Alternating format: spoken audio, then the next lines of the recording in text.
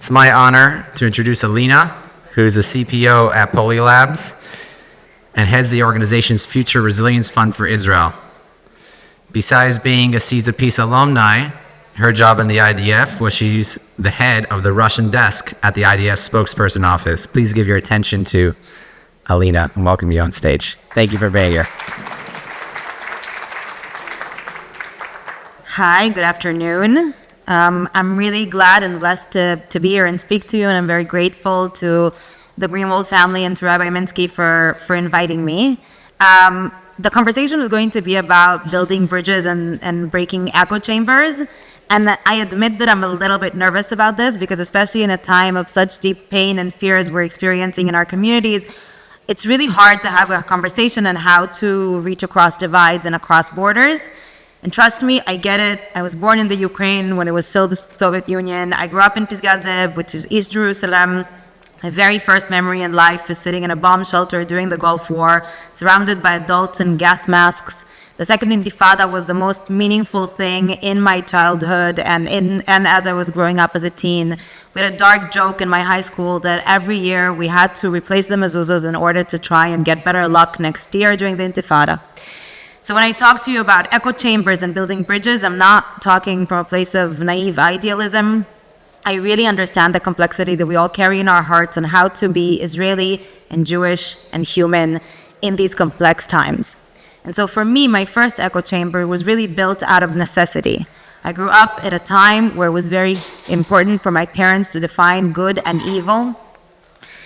And it was at a time where, English is my third language, so you're going to forgive me for the cards.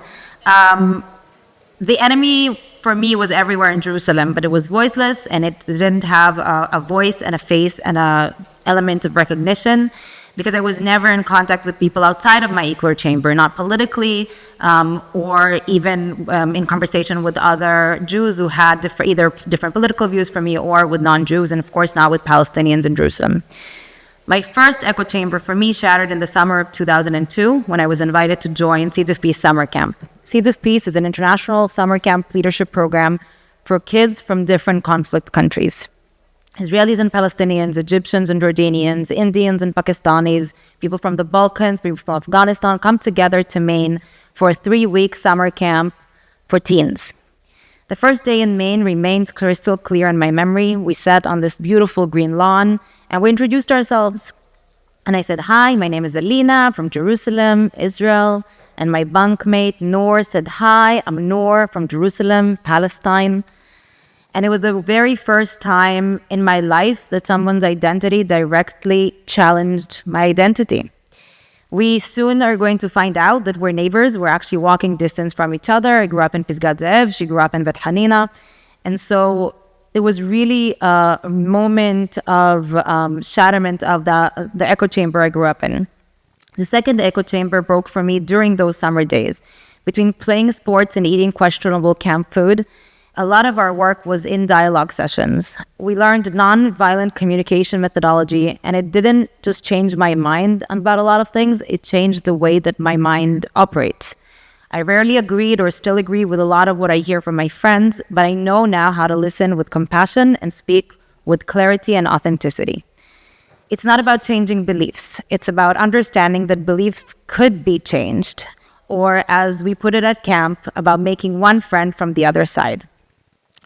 The summer after my second year at camp, I left my home at 15 to go to United World College. It's an international boarding school in India.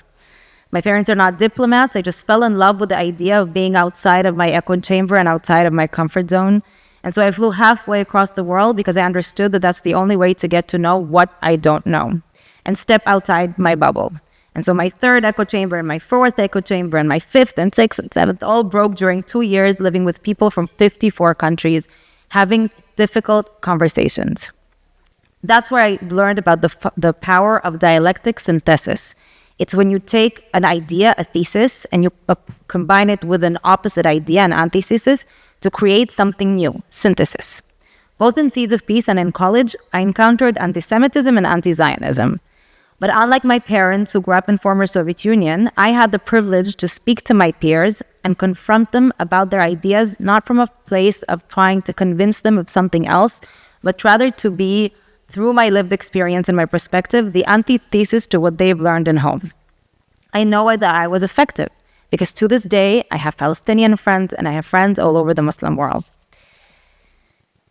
The ability to hold opposite views and have open dialogue has helped me in my role in the army as head of the Russian-speaking press at the IDF spokesperson office.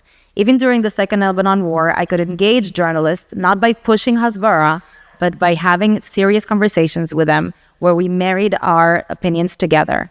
We all are entitled to have our opinion, but we all agreed on the truth.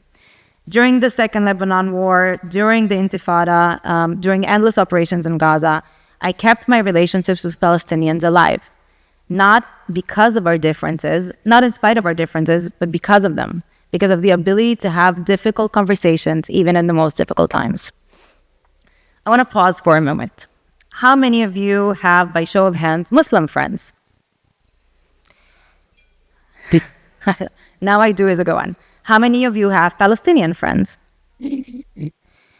How many of you have had a productive conversation with a Palestinian about October 7th in the past year and a half? How many of you were called on October 8th by Palestinian and Jordanian and Egyptian friends to ask if your loved ones at home are okay? I'm going to turn to a different set of questions. How many of you have had difficult conversations with loved ones over the past year where they didn't feel heard or listened to, or you didn't feel heard or listened to? If it's not everybody, I'm going to be shocked. So you're not listening. If you're not raising your hand, you're not listening. That's what I always tell my students. If you're not raising your hand, it's just because you're not listening. How many of you are having a hard time with yourselves and the conversations that we have with ourselves, reconciling truths that were true to you before October 7th? I know I am. October 7th created a new echo chamber for so many of us of pain and fear and anger, real anger. I found myself having the hardest conversations in my life with Jewish friends and non-Jewish friends, with Israeli friends and Palestinian friends. However, it is these conversations that give me hope. They give me hope that we can do better. And if we want to move the needle on global anti-Semitism, we have to be better. We cannot preach to the choir and do nothing. It's much easier to have the same conversations with the same people who think exactly the same like you, day after day, but it's not going to change the reality on the ground, and it has to be changed. It is these principles of breaking echo chambers and building authentic dialogue that didn't just shape my personal journey, but also my professional journey. As the head of the Israel Resilience Fund at PollyLabs, we are tackling silos and echo chambers between different sectors in Israel for post-disaster recovery. We're at a watershed moment in Israel, a moment where we don't have to just go back to what was, but we need to rebuild better. We need to create a better future for ourselves and our children. This is a new frontier as we imagine it for the startup nation, a recovery framework that will come out of Israel for post-disaster recovery worldwide.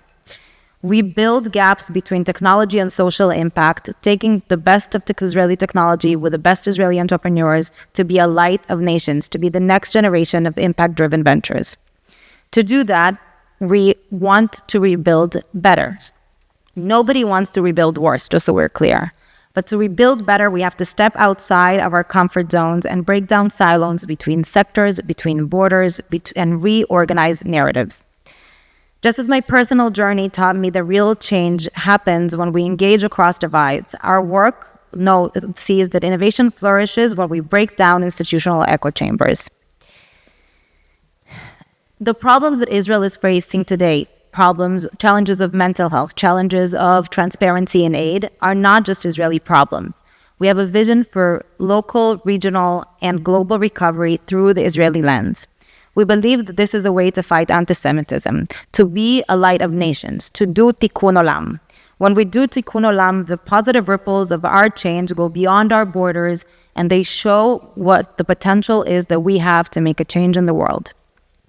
By building a shared humanity, we take action and innovation as a step towards battling anti-Semitism. I want to add with a call for action and a prayer. I'll start with a call for action. The path forward starts with us. In our homes, in our families, with our friends, since October 7th, many of us have had extremely painful rifts, not just on social media, which is with, people that we don't always know, but with our people, with people who we love and we value and don't share the same perspective, same echo chamber as we do. And in whether on the whether in your workplace or in your homes, think about the people who are no longer invited to your Shabbat table, whose simcha you no longer go to. Reach out to them. Try and have a productive conversation, not to prove them wrong, not to tell them you're right, but just stepping outside your echo chamber and helping them one step near you. Listen, share, choose to remain in each other's lives. Because if we can't break down the echo chambers in our own relationships, we cannot hope to break them in our society and our neighbor's society. Real conversations, one friendship at a time, in my humble opinion, is what moves the needle. I want to end with a prayer. I love the version of Oseh Shalom Bimromav, and I love a version of it that says, Oseh Shalom Bimromav, Uyaseh Shalom Aleinu, Ve'al Kol Yisrael, Ve'al Kol Yoshvei Tevel. Thank you.